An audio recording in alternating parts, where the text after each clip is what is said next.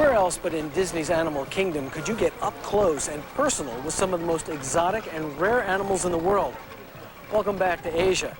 Here in the Maharaja Jungle Trek, the views are unparalleled as you go by foot exploring the ruins of an ancient temple that animals have made their home. And it's here you'll find one of the most unique and misunderstood animals known to man.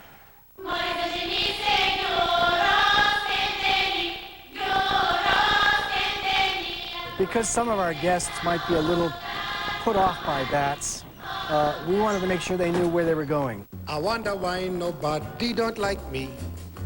Or is it a fact that I'm ugly? A face like a chihuahua, they act like monkeys, they fly like birds, and you get to actually be in an environment where there's no physical barrier at all between you and these amazing, huge creatures. It was kind of scary because if they come near you, they could go like right in, and it's like scary.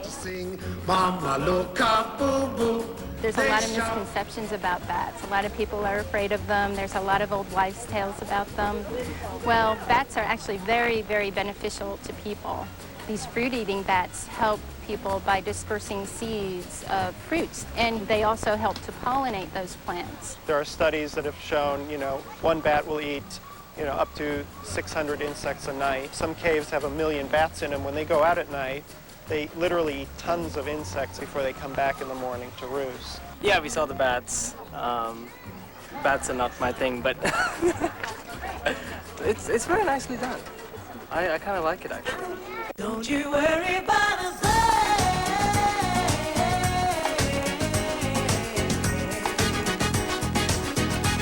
That is one of the Rodriguez fruit bats. It's a smaller fruit bat. And that's the one that was highly endangered. They come from a small island, Rodriguez Island, in the Indian Ocean. And their numbers in 1974 were down to about 70 animals. About 20 animals were captured and brought to the zoo community, and a breeding program begun, and now there's approximately 250 to 300 Rodriguez fruit bats in captivity.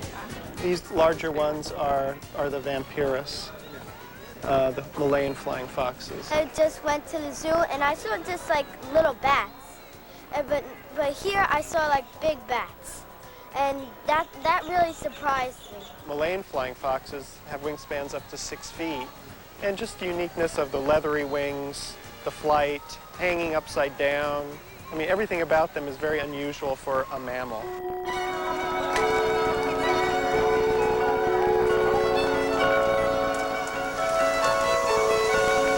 Historically, are our stilt birds here, and they walk around our park. They're a nomadic group of birds that travel, just wandering around, and they interact with the guests as they're going along.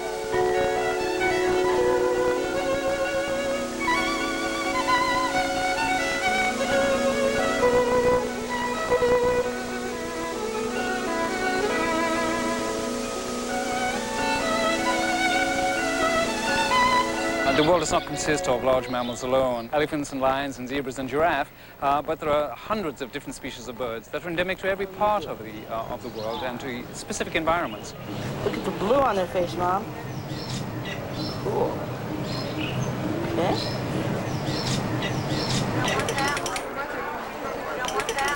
Okay, Ron is now calling the birds. The birds are all trained to facilitate our observation of them, to ensure that they're in good health and doing well every single day.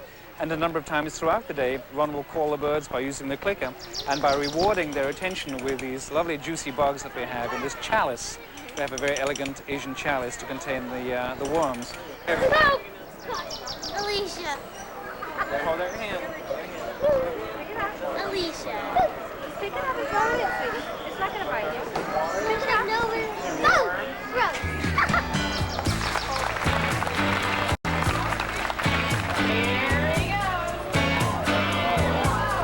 The essence of this show is to help people understand the intrinsic value of beautiful birds like this Eurasian eagle owl and all the other birds that we share this planet with.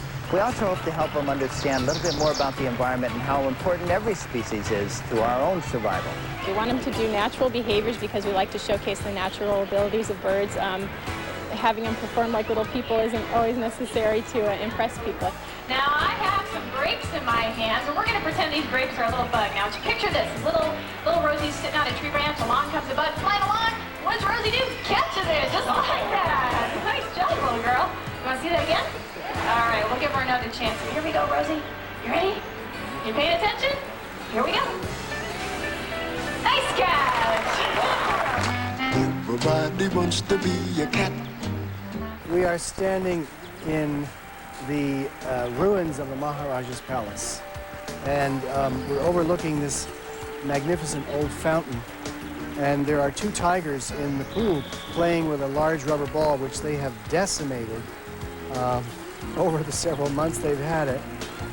They love water, and so we've provided any number of opportunities for them to get wet and to hang out and stay cool. It was funny because usually when you go to the zoo and you see like the lions, they're usually just sort of sitting there looking at you or asleep, and the tigers were just running all over the place like little kittens. Their coats are lovely, they're shiny, they're healthy looking. You have the feeling that they've been well cared for and well loved. Bodhi tree, the tree of enlightenment. Oh yes, the Bodhi tree has a very distinctive leaf, and the idea was that with this heart shape, that it symbolized the heart of the person who was meditating underneath the tree itself. We decided to give a very subtle conservation message as part of the decor of our Maharaja's palace, and we had 4 stone murals carved in Bali.